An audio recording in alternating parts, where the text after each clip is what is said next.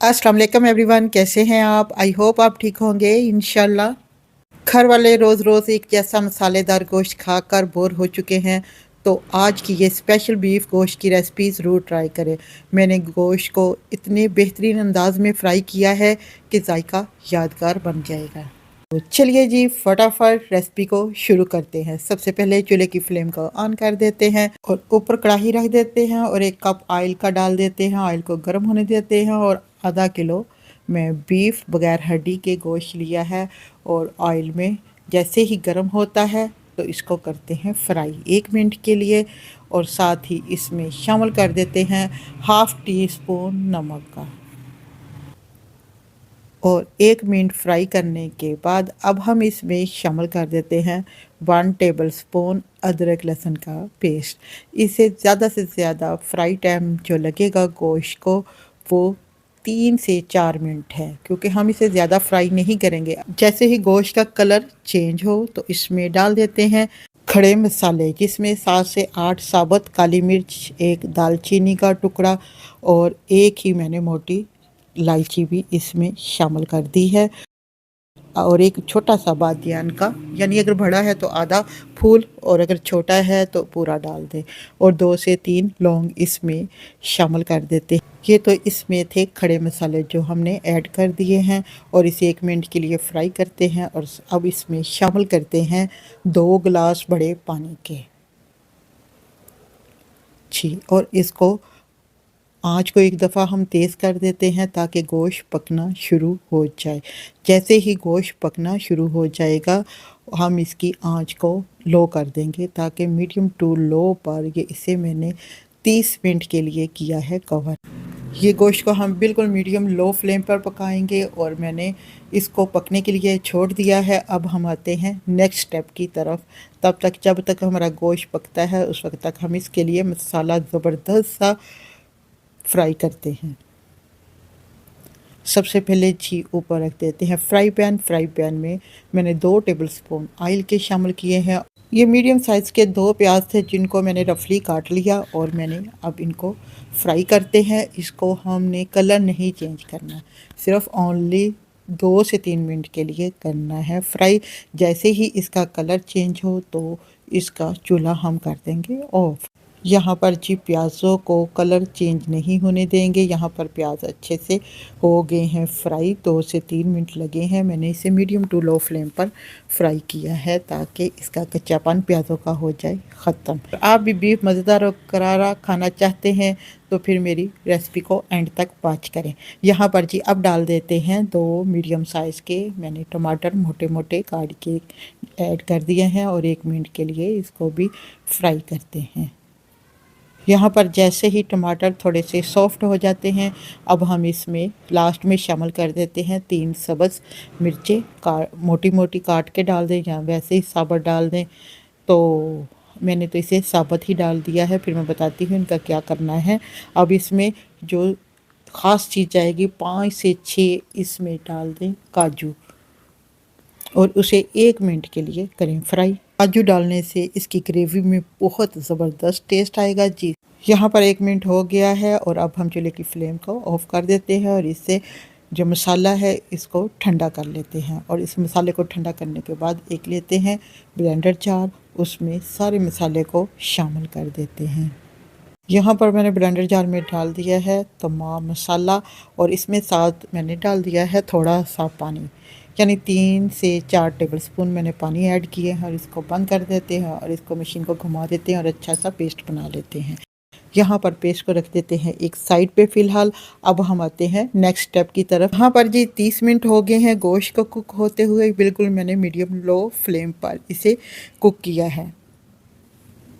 चलो जी यहाँ पे निकालते हैं एक बोटी, उसको चेक करते हो माशाल्लाह से बहुत ही ज़बरदस्त गोश्त गल के हुआ है रेडी। अब जी इसका पानी कर लेते हैं यहाँ पे ड्राई और जो इसमें दालचीनी का टुकड़ा है और बादियान का फूल है और साथ जो मैंने मोटी इलायची डाली थी इसको हम यहाँ इसमें से निकाल देते हैं क्योंकि इसका काम हो गया है ख़त्म। अब हम जी इसको भूनते हैं। यहाँ पर जी इसको इसी ऑयल में एक बार फिर कर लेते हैं फ्राई। देखें जी पानी बिल्कुल यहाँ पर ड्राई हो चुका है। यहाँ पर जी मैंने चूल्हे की फ्लेम को थोड़ा सा हाई कर दिया था ताकि जल्दी जल्दी गोश्त बन के हो रेडी, क्योंकि ये कुक अच्छा सा हो चुका है।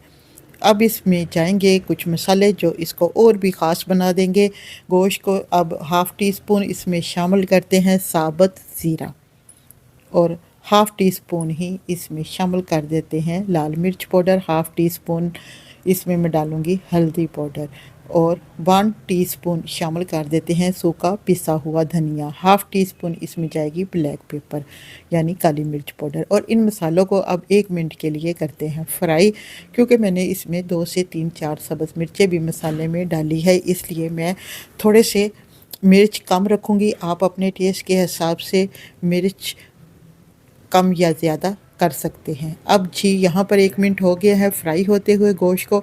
अब जी इसमें जो हमने ग्रेवी बना कर रखी थी उसको इसमें शामिल करते हैं और इसको भी अच्छे से भून लेते हैं।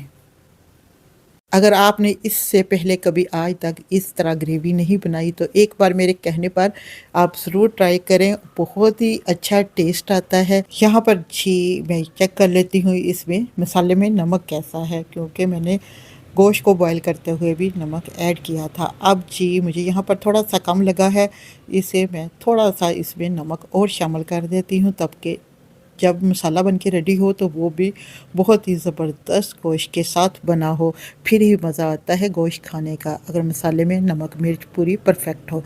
यहाँ पर जी मुझे गोश्त को भूनते हुए 3 से 4 मिनट हो गए हैं।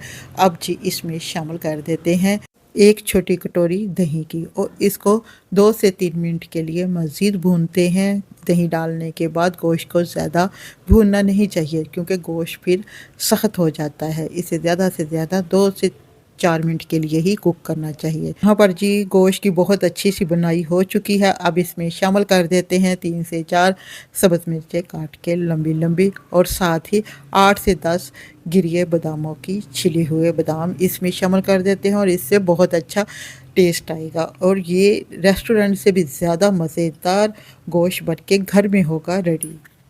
अगर आप भी चाहते हैं कि बीफ गोश्त बिल्कुल नरम रसीला और जायके से भरपूर बने तो इस रेसिपी को ज़रूर ट्राई करें। लास्ट में डालते हैं इसमें सब्ज़ धनिया। चलो जी अब यहाँ पर हो गया है मज़ेदार हमारा बीफ गोश्त बन के रेडी। ये बीफ गोश्त की लाजवाब रेसिपी बच्चों बड़ों से लेकर सबको पसंद आएगी। नरम रसीला मज़ेदार गोश्त, आसान घरेलू रेसिपी। अब लास्ट में शामिल करते हैं इसमें गरम मसाला घर का बना हुआ, जो इसके टेस्ट को और भी मज़ेदार बनाएगा। और इसे मिक्स करते हैं और इसे कवर कर देते हैं 2 से 3 मिनट के लिए।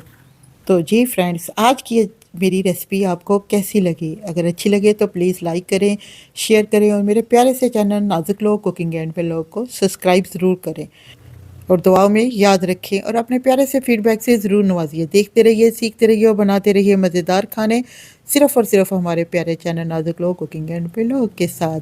चलिए यहाँ पे चूल्हे की फ्लेम को कर देते हैं ऑफ। यहाँ पर बहुत ही खुशबूदार मज़ेदार बीफ गोश्त चीज़ रेडी। अब हेलो जी यहाँ पे मैं करती हूँ ट्राई कैसा बना है। बहुत ही मज़ेदार मसाले वाला गोश्त चीज़ रेडी।